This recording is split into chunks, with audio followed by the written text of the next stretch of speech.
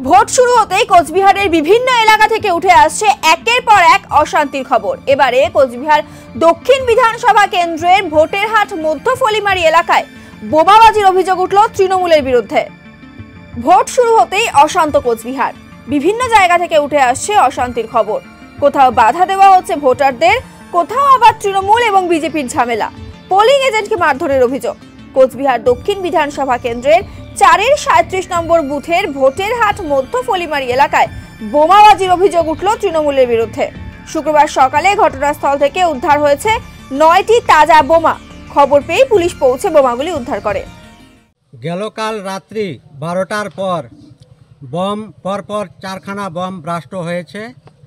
আর ভোটের 5 দিন আগের থেকে আমাদের বুথে টোটাল বুথে হুমকি দেওয়া হচ্ছে সাধারণ ভোটার জন্য ভোট দিতে না যায়, ভোট দিয়ে আসলে পরের দিন তাদেরকে খেসারত দিতে হবে। গেল ইলেকশনেও 4-এর 37-এর বর্তমান যে পঞ্চায়েত, ওনার দলবল নিয়ে এসে এই বুথে মাধব বিশ্বাসকে মার্ডার করেছিল। এবং গেলকাল রাত্রেও আমাদের বুথে প্রায় বাড়িতে হই হুল্লোড় আর ধমকি দেওয়া হয়েছে যেন ভোট দেওয়া না হয়। সকালবেলা পথচারী যারা রাস্তায় হাঁটা চলাফেরা করে তারা কয়েকটা বম দেখতে পায়।